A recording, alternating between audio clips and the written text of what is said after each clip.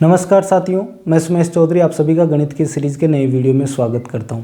प्यारे विद्यार्थियों, औसत पढ़ रहे थे। औसत के कई सारे क्वेश्चंस हमने कर लिए। जो फिक्स सूत्रों वाले क्वेश्चन होते हैं हमने वो किए हैं। इसके अलावा हमने और भी कुछ एक क्वेश्चंस किए हैं जो आपको लैंग्वेज के थ्रू आपको फंसाने की प्रश्नों में कोशिश की जाती है। वैसे हम सारे प्रश्नों को देखने की पूरी कोशिश कर रहे हैं। अभी हम इस सीरीज़ में, आज की सीरीज़ में औसत ही पढ़ने वाले हैं। कुछ एक क्लासेज हो रही है, एक आध क्लासेज हो रही है, तो हम इसको या तो आज कंप्लीट कर लेंगे या हम अगली क्लास में और कंप्लीट कर लेंगे। तो औसत हमारा उस हिसाब से हो जाएगा। इसके बाद हम नए टॉपिक की ओर चलेंगे, तो वो टॉपिक एलसीएम एचसीएफ भी होगा। इसके बाद में अपने को क्या करना है, जैसे मान लीजिए ये हमने सबसे पहले अंकगणित को स्टार्ट किया था। देखो आपको प्रतिशत, लाभानी, साधारण ब्याज, इसके अलावा हमने और क्या किया, औसत किया, हमने एक एक नियम के क्वेश्चंस किए। तो ये हमारे जो अंकगणित हैं ये हमने कंप्लीट करने की कोशिश की। इसके बाद में हम नंबर सिस्टम की तरफ आएंगे, जैसे भिन्नों की चीज़ें हो गई, वो हो जाना है अपने। इसके अलावा और भी कुछ एक चीज़ें हैं। फिर बाद में हम जो वो एक करोड़ वाली संख्याएं, जो मुद्राएं, ये जो भी हैं वो सारे प्रश्न हम कर लेंगे। फिर हम शिक्षण विधियों की तरफ आएंगे। अभी तक आपको क्लासेस तो बहुत अच्छी लग रही होगी, ये मुझे तो पूरी उम्मीद है। आपको कैसा लग रहा है ये बताना। और क्लासेस तो अच्छी है ही। टेस्ट सीरीज़ भी हम स्टार्ट कर रहे हैं, तो उनको भी आप देते रहना। फिलहाल अभी इस क्लास से हम बात करते हैं औसत के एक क्वेश्चन में आपको लिखवाता हूँ। वो क्वेश्चन के थ्रू नए क्वेश्चन का पैटर्न समझने की पूरी कोशिश करेंगे। देखो, अब आपको औसत चाल या औसत जो दूरी होती है, जो औसत चाल होती है, ऐसे प्रश्न पूछे जाएंगे। जैसे मान लीजिए कोई दो गाड़ियां हैं, या कोई गाड़ी ये मान लीजिए इस तरफ जाती है, वो जाती है मान लीजिए कोई भी x किलोमीटर प्रति हावर की चाल से। देखो चाल क्या होती है, आपको पता है कि चाल क्या होती है? चाल होती है क्या, बताओ मेरे को। चाल होती है, जैसे अभी आप बाइक चलाते हो, कार चलाते हो, कुछ भी अगर आप चलाते हो, उसमें जो स्पीड होती है कि गाड़ी कितने की स्पीड पे चल रही है, 50 की स्पीड पे चल रही है, स्पीड को ही तो चाल बोलते हैं। वो जो स्पीड स्पीडोमीटर में लगी होती है वही चाल होती है कि गाड़ी 50 की स्पीड पे चल रही है या 60 की पे चल रही है, यही चाल है। और यही इसमें क्या है, यही हमारे जो क्वेश्चन आते हैं वो चाल के इसी तरीके के क्वेश्चन हमारे आते हैं। तो ये हमें ध्यान में रखना है। अब चाल का मैं आपको बता देता हूँ कि किस तरीके के आपके क्वेश्चन आएंगे और औसत चाल किस तरीके से हम निकालते हैं। देखो आपके पूछेगा क्या, आपके औसत चाल पूछेगा, औसत चाल, और दूरी दी होगी। देखो औसत चाल का सूत्र क्या होता है, ये देखो। अब औसत चाल का सूत्र देखो, दूरी तो समान होनी चाहिए। मान लीजिए ये कोई गया यहाँ से कोई व्यक्ति, ये मान लीजिए ये जयपुर है, ये मान लीजिए क्या है, ये जयपुर, ठीक है। और ये दिल्ली है, ये मान लीजिए, ठीक है।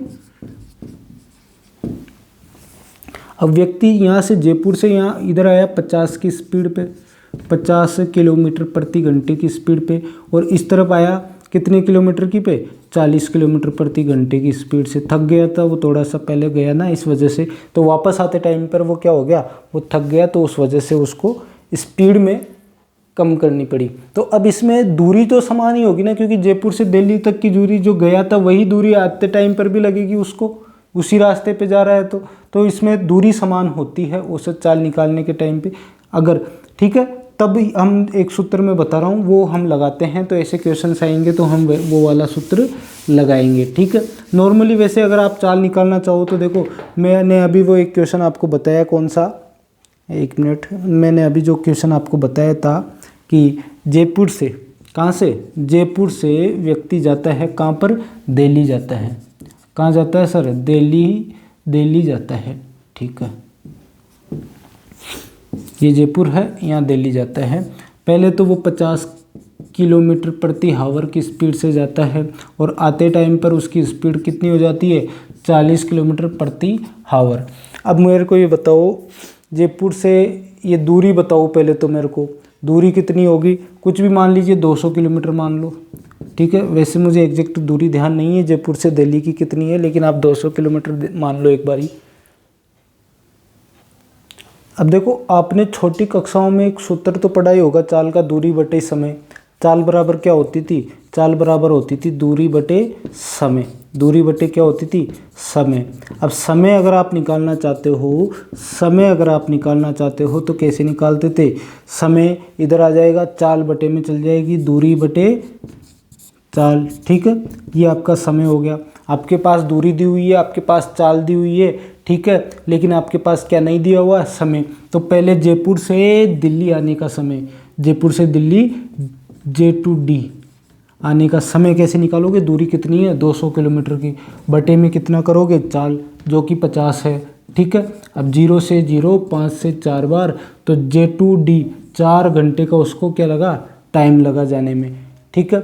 अभी वापस आने में उसको 40 किलोमीटर की स्पीड है, तो वापस आने में उसको वही क्या हो जाएगा, ये तो J2D और ये D2J का टाइम कितना हो जाएगा 200/40, 200 कितना हो गया 40, 0 से 0, 4 से इसको कितने बार काटोगे, 5 बार काटोगे, तो 5 हावर इसको वापस आते टाइम पर लगा, ठीक है। अब जो औसत जो चाल होगी, मान लीजिए औसत चाल जो पूछ रहा है वो टोटल दूरी बटे टोटल समय, यही तो होगी टोटल समय, टोटल दूरी या टोटल डिस्टेंस बटे टोटल टाइम, ठीक है। ये हो गया। अब टोटल दूरी कितनी हो जाएगी, 200 तो पहले गया, 200 वापस आया, तो 200 और 200 400 किलोमीटर, बटे में टोटल टाइम कितना हो गया, टोटल टाइम बताओ। देखो पहले गया जब तो 4 घंटे लगे, आया तब 5 घंटे लगे, 9 घंटों में वापस आ गया वो, 9 घंटे में क्या आ गया वापस। अब बताओ इसका 9 चौके 36, 4 9 चौके 36 बटे 4/9, ये क्या हो गई, ये उसकी औसत चाल हो गई, क्या हो गई, औसत चाल हो गई है, किलोमीटर पर हावर। समझ में आया। अब देखो इसके लिए मैं एक सूत्र आपको बताता हूँ, ये डायरेक्टली अगर आपको डिस्टेंस, ये तो नॉर्मल हमारा बेसिक वाला क्वेश्चन था, ये तो बेसिक वाला निकालने का तरीका था हमारा, ठीक है। क्योंकि ये दूरी बटे चाल या ये दूरी बटे समय तो आपने पहले भी कई बार पढ़ा होगा कि चाल का सूत्र ये होता है। अगर आपने 10वीं की है तो 8वीं में आ जाता है, साइंस के अंदर ये 7वीं 8वीं कक्षा में चाल का फॉर्मूला, ठीक है। अभी इसी क्वेश्चन को हम एक सूत्र में लिखवाता हूँ। दूरी समान होने पर, दूरी जाते टाइम और आते टाइम दोनों टाइम अगर दूरी समान है तो एक सूत्र में जो लिखूँ वो इम्पोर्टेंट है, उसको देख लो आप कि वो सूत्र क्या है, क्योंकि उस सूत्र से आप इजीली निकाल सकते हो। वैसे तो आपको, क्योंकि ये तो बेसिक हो गया, अगर आप इस तरीके से जो मैंने अभी बताया उससे निकाल सको तो उससे निकाल देना। देखो अगर ये मान लीजिए औसत चाल पूछे तो 2xy बटे x प्लस y, ये सूत्र हो गया आपका औसत चाल का, ठीक है। ये औसत चाल, ये अगर x और y क्या है, x और y चाल है, x और y चाल है। पहले x तो जाते टाइम की मान लो, ठीक है, तो आप क्या करोगे 2 गुणा 50 गुणा 40 बटे में 90, बटे में 90, 0 से 0 काट दो, ठीक है। 5 दूनी 10, 5 दूनी कितने हो गए 10 गुणा 4, तो 400/9 हो गया ना, 400/9 करोगे तो वही 9 चौके 36, फिर 9 चौके 36, 4/9 किलोमीटर पर हावर। ये समझ में आया आपको, ये क्वेश्चन समझ में आया। देखो इजीली हो गया। अभी मान लीजिए 3 गाड़ियों की औसत चाल पूछे समान दूरी पर, कोई 3 गाड़ियाँ जा रही है, 1 गाड़ी 2 गाड़ी 3 गाड़ी, और कोई मान लीजिए ये 20, फिर ये मान लीजिए 40 और ये जाती है 60, ये इस स्पीड पे चलती है, ठीक है। अब इसका फॉर्मूला क्या होता है सर, इसका फॉर्मूला क्या होता है ये बताओ इसका, क्योंकि एक तो 20 पे जाती है, एक 40 पे, एक 60 पे, और डिस्टेंस जो है, डिस्टेंस या दूरी जो है वो समान है, वो क्या है समान है। अब इन तीनों की औसत चाल पूछा है तो क्या करना है आपको, 3xyz बटे x plus y plus xy plus yz plus zx है, ठीक है। अब ये इस चीज़ को ध्यान में रखो। अब 3x कितना है 20, 3 इंटू 20 इंटू में गुणा में z कितना है, यही है ना स्पीड, और बटे में क्या कर दो आप xy प्लस एक्स वाई कितना होगा 20 गुणा 40 से प्लस में कितना 40 से गुना 60, ठीक है, प्लस में कितना हो गया ये बताओ जेड एक्स, जेड कितना है 60 गुणा में 20, ठीक है। अब इसका सॉल्यूशन कर लो फटाफट। देखो पहले तो इसमें से 20 कॉमन आ रहा है तो 20 कॉमन ले लो, नहीं तो आप क्या करो इनको गुणा करके देख लो कितना होता है, उस हिसाब से आप ऊपर वाली संख्या से काट दो। ये 3 चीज़ों की हमने क्या की है औसत चाल निकाली है। सोल्व कर लोगे या फिर मैं बताऊं? देखो चलो मैं बताता हूँ। देखो इसमें क्या है कि ऊपर तो क्या है 3 इंटू 20 गुणा में 40 गुणा में 60 बटे में, इसमें से 20 कॉमन लोगे, ठीक है, अंदर कितना बचेगा 40 से प्लस, ठीक है, इधर कितना बचेगा 2 गुणा 60 मतलब 120 प्लस में ये कितना बचेगा 20 कॉमन ले लिया तो 60, ठीक है। 20 से 20 आपने काट दिया, 20 से 20 क्या कर दिया काट दिया। अब इनको जोड़ लो फटाफट से 180 प्लस 40 220, 3 गुणा 40 गुणा 60 बटे कितना हो गया 220। कैसे हो गया देखो, अगर 120 में आप 60 जोड़ते हो तो 180 होता है, फिर उसमें 40 जोड़ोगे तो 220 होता है। 0 से 0 आपने काट ही दिया, 0 से 0 क्या कर दिया आपने काट दिया, ठीक है। अब 2 से इसको 10 बार इसको 20 बार और 2 से इसको 11 बार। अब आप आपस में इनको गुणा कर लो, 3 दूनी 6, 6 6 36, 360 बटे में 11, ठीक है। अब इसका भाग दे तो 11 तिया 33 से बचेगा कितना, इधर जाकर 3, 11 दूनी 22, 8 बटे 11 किलोमीटर प्रति घंटे। ये इसकी क्या आ गई, ये इसकी औसत चाल आ गई।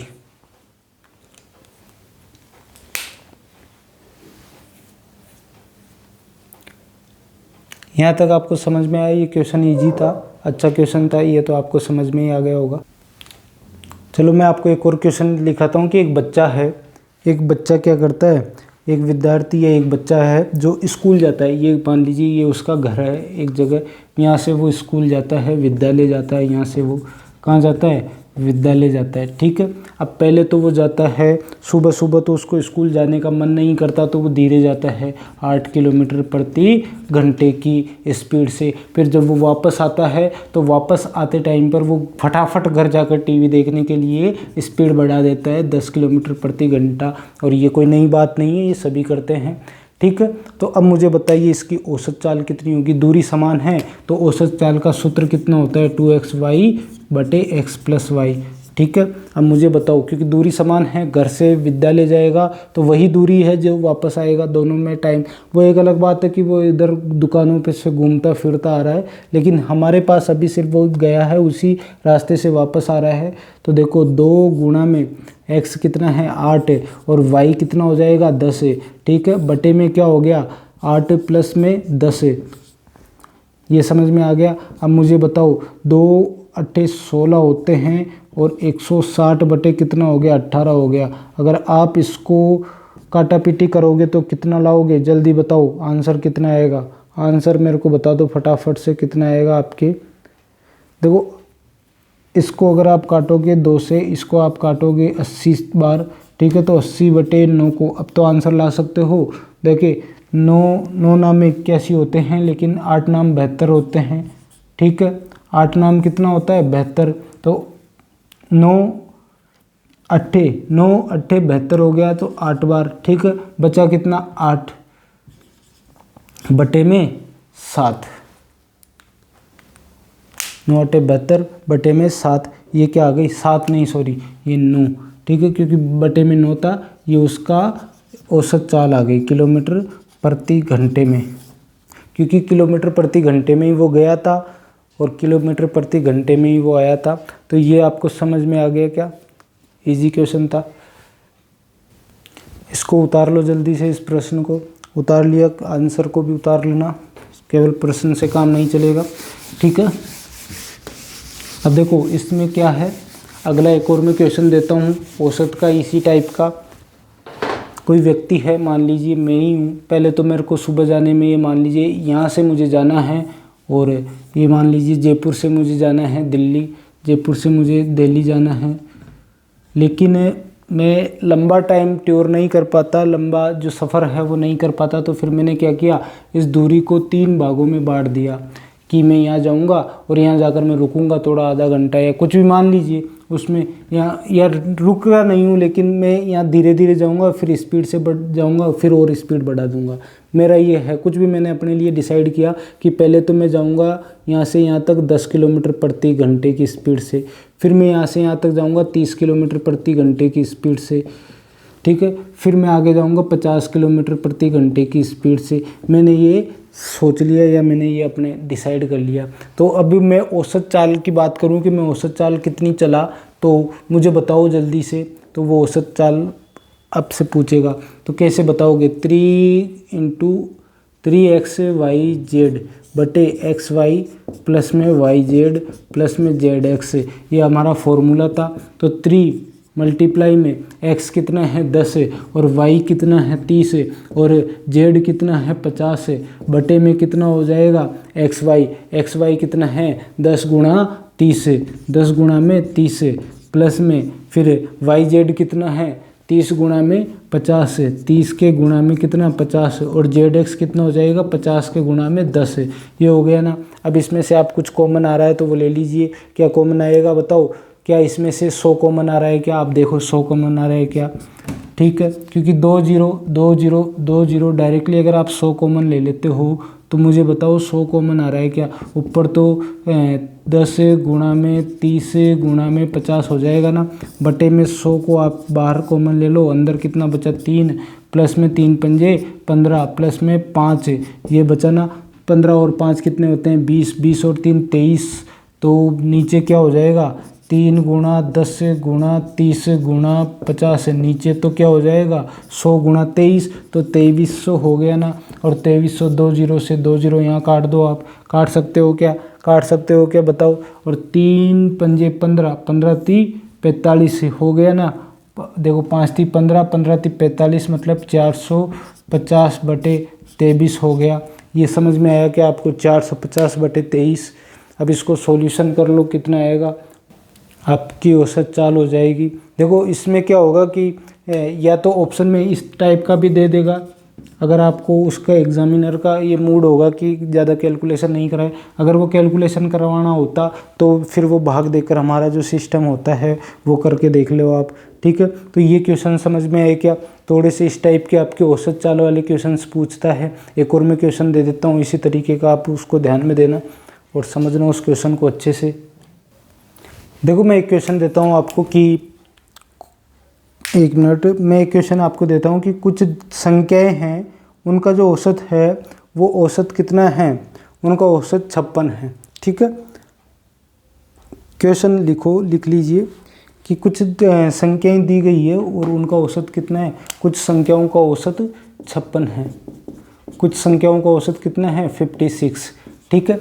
अभी मेरे को ये बताओ कि प्रत्येक संख्या में अगर 4 जोड़ दें, प्रत्येक संख्या में अगर हम 4 जोड़ दें, प्रत्येक संख्या में 4 प्लस कर दें तो फिर कितना आएगा औसत, फिर औसत बताओ। अब जल्दी से आप बता दो इसका औसत कितना आएगा। इस तरीके के क्वेश्चन पूछता है आपसे, फिर औसत कितना होगा, नया औसत कितना होगा, इस तरीके के आपसे क्वेश्चन पूछता है। जल्दी बताओ इसका उत्तर।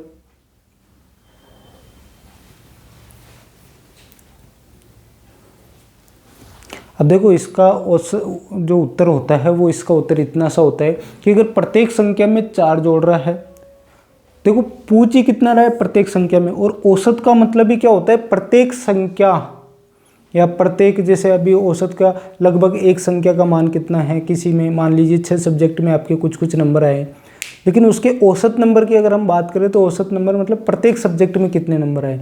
तो ये बोल ही क्या रहा है प्रत्येक संख्या में, मतलब ये जो बढ़ा रहा है वो औसत में ही बढ़ा रहा है, लगभग नहीं है कि प्रत्येक संख्या में अगर वो 4 जोड़ रहा है तो औसत अगर 56 है तो वो औसत में भी 4 जोड़ रहा है, औसत में भी। अगर कोई संख्या बीच में छोड़ देता है और मान लीजिए कुछ एक दो संख्या छोड़ देता है जिनमें 4 नहीं जोड़ता, बाकी में सब में जोड़ता, तब तो कोई दिक्कत होती, लेकिन वो जब प्रत्येक संख्या में जोड़ रहा है तो वो औसत में भी जोड़ रहा है, तो औसत, नया औसत कितना आ जाएगा, नया औसत 60 आ जाएगा। अगर वो बोले कि प्रत्येक संख्या में 4 घटा दें, 4 घटा दें तब क्या करोगे 4 घटाने पर, तब भी क्या हो जाएगा 56 माइनस में 4 और क्या हो जाएगा 52। ये नया औसत आ जाएगा आपके 52 नया औसत आ जाएगा। ठीक है, अभी वो बोले कि प्रत्येक संख्या में 4 से गुणा करें, प्रत्येक संख्या को किससे गुणा करें 4 से। तब क्या करोगे आप, तब भी वही होगा कि अगर प्रत्येक संख्या को 4 से गुणा करोगे तो औसत को भी आप 4 से गुणा कर दो। 6 चौके 24 से, 4 पंजे 20 और 2 22, 224 आ जाएंगी। और अब वो बोले कि प्रत्येक संख्या में 4 का भाग दें, 4 का भाग, तब क्या करोगे, तब भी वही करना पड़ेगा कि 56 भाग में 4, 56 या फिर आप कर दो कि 56/4। ठीक है, 4 एकम 4 और 4 चौक 16, 14 चौक 56।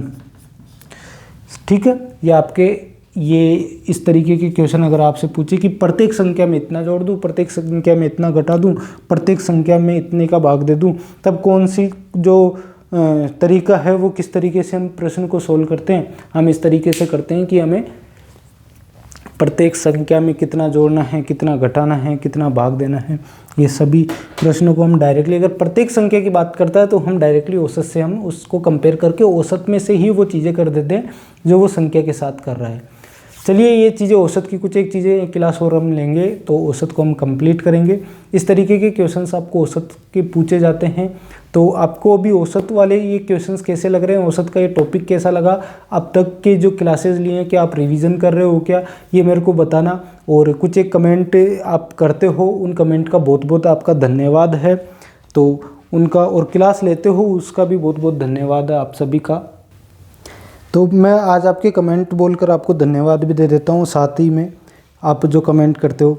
देखो, कमेंट में रवीना जी बोल रहे हैं, ओम साई जे ठाकुर जी रवीना जी, और अनीता प्रजापति, नाइस सर जी, thank you, good morning sir जी, नारंगी मीणा जी, बहुत बहुत गुड मॉर्निंग आपको, गुड मॉर्निंग सर जी, पायल टारगेट, गुड मॉर्निंग आपको भी, Avni Sharma, nice class sir जी, थैंक यू आप सभी का, और Kiran Rawat, nice, thank you, Chain Singh Meena, nice, thank you, Anita Prajapati, good morning, जय माता दी, गुड मॉर्निंग, और freedom of it ट्रिबल्स Karan, sir मैं बायोलॉजी से हूँ, मेरी मैथ्स अच्छी नहीं है, बिल्कुल अच्छी हो जाएगी, बिल्कुल ही हम 0 लेवल से कर रहे हैं, तो आप जुड़े रहिए। और आपकी प्रॉब्लम है, समझता हूँ बायोलॉजी वालों को, लेकिन आपको कोई प्रॉब्लम नहीं है, पहले वीडियो से आप देखो, स्टार्टिंग वाले से बहुत ही अच्छी है। और A to Z मिक्सचर है, जो भी है A to Z शायद अल्फ़ाबेट, जो भी अभी तक ABCD से ऊपर भी नाम होता है, A to Z कोई नाम नहीं होता, लेकिन जो भी है नाइस, आपका धन्यवाद। ठीक है, चलिए, आप सभी के ये जो कमेंट है इनका बहुत बहुत धन्यवाद है, गुड मॉर्निंग, नाइस, जो भी आप बोल रहे हो मैं पढ़ता रहता हूँ लगातार। हाँ, आपकी जो प्रॉब्लम होगी वो इसमें डाल देना, मैं पढ़ लूँगा और सॉल्यूशन करवा दूँगा। ठीक है, और आपको क्लासेस कैसी लगती है ये इसमें भी आप बोलते रहिए, मैं पढ़ता रहूँगा, और मैं आपके सामने भी इसमें आज मैंने पढ़ाई की आपके कमेंट्स की, तो आप सभी का बहुत बहुत धन्यवाद है। चलिए, अगली क्लास में मिलेंगे फिर, और बहुत ही अच्छे टॉपिक से हम गुजर रहे हैं अभी और गुजरने का मतलब है कि एक तरह से हम इसको मन लगाकर पढ़ रहे हैं, अच्छे से पढ़ रहे हैं, आप सभी इससे जुड़े रहें, और बहुत बहुत आपका आभार है, बहुत बहुत धन्यवाद आप सभी का। और अपनी तैयारी को मजबूत बनाते रहिए, जो भी पेपर होगा, जिसमें भी जो भी सिलेबस होगा, हम उसके हिसाब से पढ़ते चल रहे हैं।